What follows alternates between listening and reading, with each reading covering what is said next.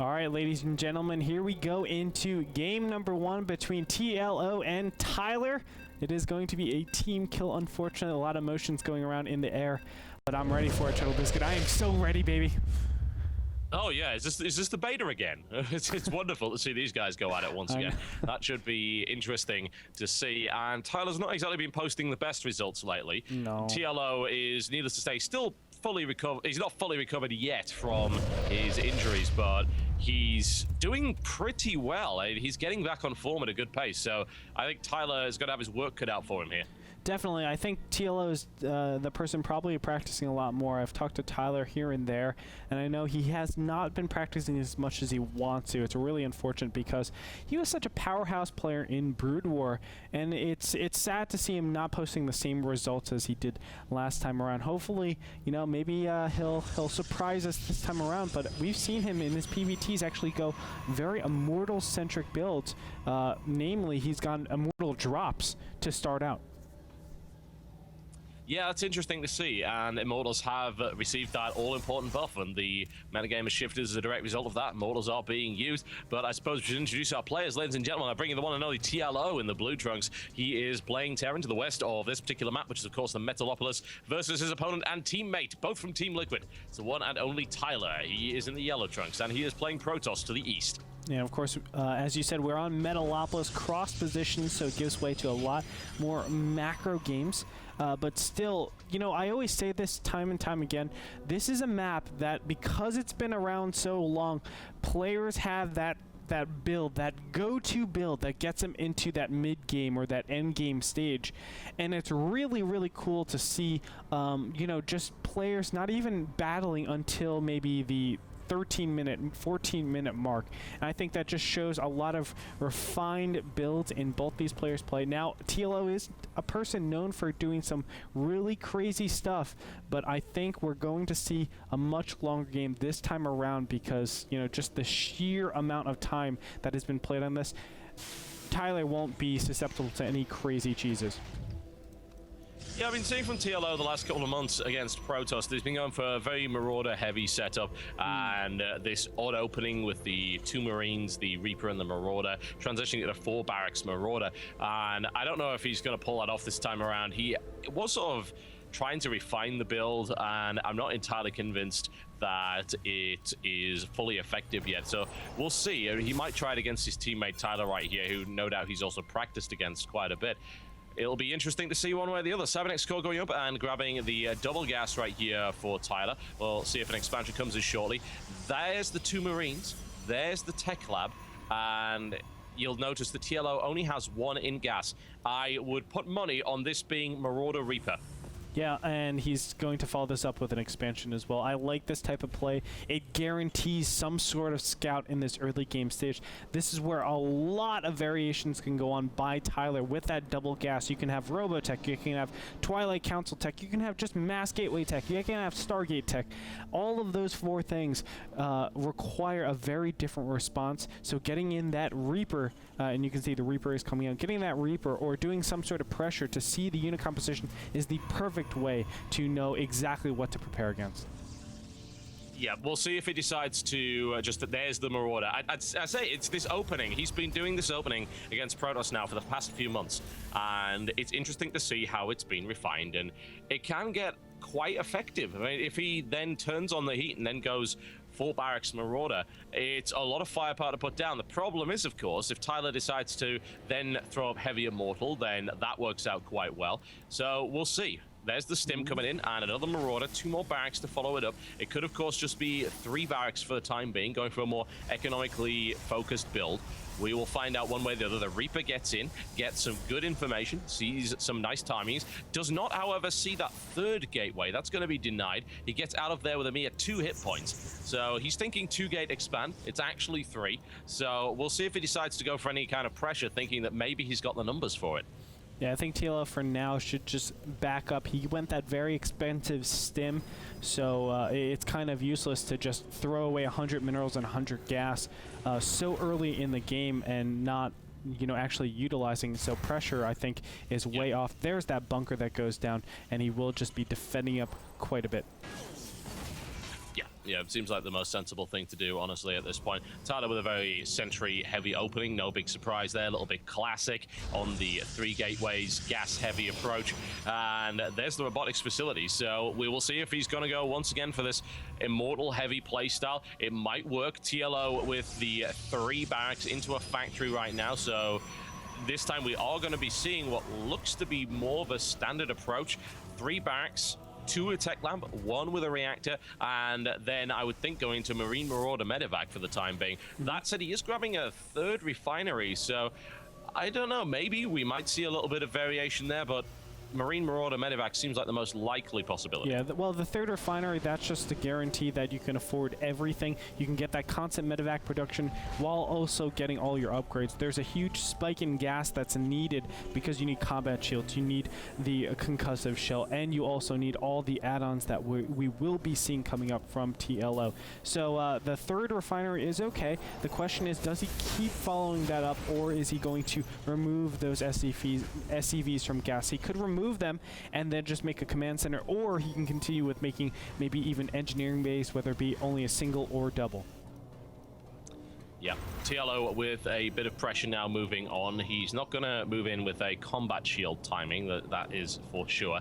He's going to have to wait quite some time. Just looks like he's going to secure map control for the moment and keep an eye on his opponent. It's probably for the best. Going in right now doesn't really benefit him all that much. There are too many sentries on the field with too much energy, and Tyler, of course, has the home ground advantage with the warpins, and army supply count is pretty much about as equal as it gets. Paladin coming down, there's the Twilight Council right here for Tyler, so no Immortals out just yet, just going for that single observer.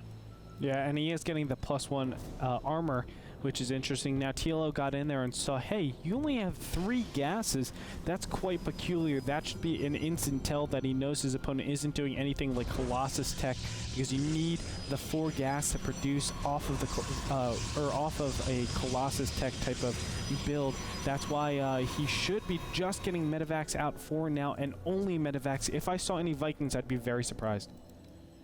Yeah, there's no reason for him to have those at this point. Tyler pulling back a small force of Stalkers in anticipation of a drop. He did see, of course, some lovely things with that Observer. However, this drop is going to flank around the side. Those Stalkers are currently out of position. I don't know how much damage it's really going to do. TLO will, of course, drop down on this pylon, but the response should be fairly immediate.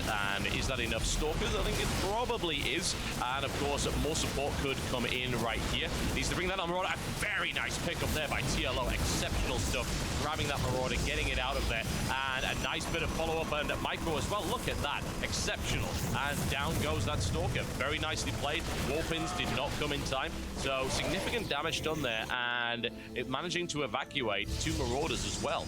Yeah, that was great retention of that army. He was obviously able to kill so many Stalkers with that. That gives TLO just that little bit of advantage off of that. He does take another command center and puts down the Ghost Academy. So he's doing a very interesting build, going for the Ghost Academy before his optimal 5 barracks play.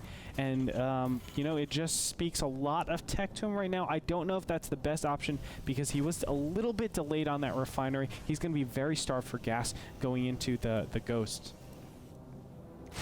Yeah, that's interesting. We'll see how many Ghosts he's able to deploy in the field. Probably not so many. TLO now with a quick stim attack. However, charging Zealot is up, and TLO immediately realizes that's not a very good idea. But here comes a big drop right here from TLO. That's a lot of medevacs on the field as well. Backing off and some decent micro. Not many upgrades on the Bioforce, though. That's a little bit concerning. Wants to watch out for that. Down goes a full medevac. That's crucial. TLO's attack driven off, defended very nicely there by Tyler. Good thing for TLO, he's got that cybernetics core, but it doesn't matter as much because a lot of the upgrades are focused around those Zealots, those charged Zealots. That is the big thing Tyler will be getting out. He doesn't really need so much anti-air. Now another attack coming in from the bottom. TLO has to be careful, though. If he keeps doing these inefficient attacks, then he will be in a lot of trouble, and Tyler starts to snowball and gets all of his upgrades up. It could be very disastrous for TLO. No real doubt about that. Hellion ripped apart right there. Some good initial damage on that. And there we go. Force field preventing that. TLO immediately picking up and dropping. No big response available for Tyler. He is moving all his forces away. I think he realizes that 3rd is lost. Yeah, there's no way he can get there in time. It looks like they're just stimming it down, trying to actually flank. So TLO, or Tyler is saying, okay, my Nexus is forfeit. Let's at least try to get all these units. He's trying to punish his opponent, but no, they lift up immediately, and Tyler just losing expansion completely. Now additional Marines and one Marauder is going into the natural. Those get cleaned up fairly quickly. Tyler is very diligent with the harass that goes on, but TLO denying that third gets a huge advantage. Yep, that does give him what he needs, and he's looking to now expand to the third at the top. And I'm liking TLO's drop play an awful lot at the moment. It's really, really nice. I say he did bungle one at one point, so that was unfortunate, but I think that was more Tyler's really awesome defense as opposed to anything else. 4 ghosts at once coming out right here from TLO. He's certainly been saving his gas, now mining for 4 and looking to take 6 immediately. He knows he needs it for this ghost-heavy play. Yeah, the ghosts are going to be so beneficial. Of course, they take out all the shields, and on top of that, the High Templar tech that Tyler is doing is going to be hard countered with these ghosts. What would have been awesome is he's just thrown down that robotics bay and started going Colossus and negate that ghost tech. But the big problem is, does Tyler even have indication of the army composition? No, he hasn't swung in there with an observer yet. So that's a big problem in and of itself. Tyler needs to see what his opponent is going, because he has to force the Vikings out. It limits the ghosts, and then he could switch over to High Templars. Now, I mean, TLO just has the huge advantage with his army composition. Yeah, it's good. And while TLO doesn't have a large army, those EMPs do make a huge amount of difference. And these constant harassing drops are working out well. He's able to take out one High Templar, can't kill the second. And now, of course, TLO is well aware of what his opponent's got and will be comfortable with this decision to go with Bio and Ghosts. He's got a good number on the field now. Yeah, theoretically, I know it sounds weird that TLO is ahead, because look at the supplies, 148 to 126. But it's the army composition that really speak. And TLO could potentially just go complete Marine Ghost Medevac. That's all he needs to go in this position, because the Marines are able to take out all the gateway units if they have no force shields, if they have no storm.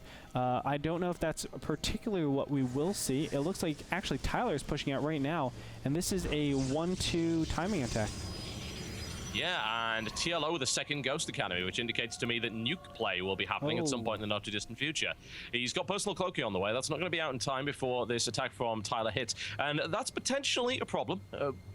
Not being able to cloak your ghosts can be a big deal. And of course, Ghost versus Feedback is a very tense matchup. Looks like TLO actually moving out does not see the majority of this force. And now TLO's army caught out of position away from his base with a big army and a huge EMP. And there's the charge. And will TLO be able to take this out? Those EMPs were really, really good.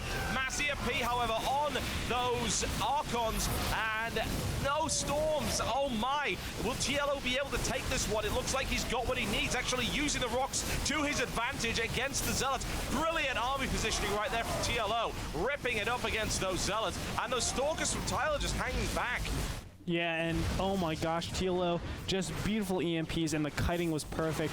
But a big blunder by Tyler. He actually lost a huge amount of his army because he didn't have all of them together. The Stalkers are the ones that need to do most of the damage. The Zealots are the ones that are tanking the damage. Now that +3 is almost done, does Tyler actually wait and just give this up? No, he's going to go for it. Oh my gosh, this is such a close, tense situation. Yep, we've got a small attack coming in right here from TLO, who is doing large amounts of economic damage to the natural, and Tyler pushing forward, and I don't know about this. It's a little bit dicey. There's no real doubt about that. The Archon doing significant damage. TLO microing quite well. Here come the charging Zealots once again, and the forces of Tyler starting to get thinned out, but look at how low those forces are from TLO. He's got so little health right now. A storm could clean it up. There goes one. Is he able to get another one off? A second one. Whittling that force down very effectively. It stays up, but only just. The Archon is having a field day. Yeah, the Archon obviously able to take everything, and especially with the critical feedbacks that he put on those 2 medevacs. It looks like finally the Archon goes down. But all in all, I mean, Tyler was able to stay pretty nice in that. He killed all the ghosts, which are so important. If you kill all the ghosts, it really messes up TLO's eventual composition. I think TLO pushing out at that, pushing out altogether was incorrect. correct. He was actually supposed to stay back for quite a long time, just max to 200, knowing that your opponent has the upgrade advantage and your ghosts are super effective against the army. It's hard for Tyler to actually transition into anything else since you have such a huge ghost count. But for now, Tyler, I think, has an advantage going into this end game stage. If he switches over to Colossus Tech, he's going to be looking really good. Yeah, I'm liking what's going out from Tyler right now. The losses from both sides have been pretty much equal, and Tyler is sitting on a 4th base. He's got a good number of workers. He's on 78 to 59. There's a lot of mules on the field, though. Bear that one in mind. TLO is building nukes. He's got 1 on the field already. He's now building a 2nd, and this, of course, can define the engagement. A good nuke can destroy an entire army. The question is Tyler going to walk right into it, or is this simply going to be used for harassment play? Massive warp in right there from Tyler. That's a big boost in the army count. We're looking at 91 versus 83. TLO preparing for an attack, and I can hardly blame him because it's gonna come and it's gonna be messy. Oh, here's the ghost in the 6 o'clock position. He might actually go for that nuke. Yes, he does. And it's going to be directly on that expansion. Looks like he will target down the Nexus. And wow, he actually EMPs the Nexus. Doesn't even need the nuke, but he's going to run out of there. Meanwhile, he's going to use it anyway. It is. Oh, there it goes. In the meantime, here comes that big army going in on the 3rd of TLO. That's a lot of immortals in that army. There's a big storm right there to try and clean up. A 2nd storm divides them up. The ghosts get hit by the storm as well. Lots of damage done right there. A nuke coming down on Tyler's army. The question is, will Tyler actually sit in it? Oh, devastating storms. Oh my God, that was unbelievable. GG, Tyler.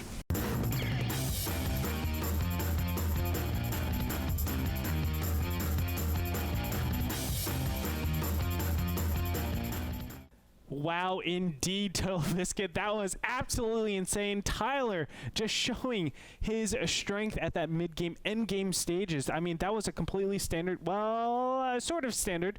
I mean, Ghost play is standard. Nukes, not so much, but, you know, I guess that is standard for TLO. Nevertheless, I feel like it came down to that one critical moment where TLO pushed out with all of his ghosts. His main advantage was in the army composition, and he just threw it away into that one, I don't know, timing attack I want to call it. I don't even know what it was. +2 wasn't even finished. It was just a really, really big mess.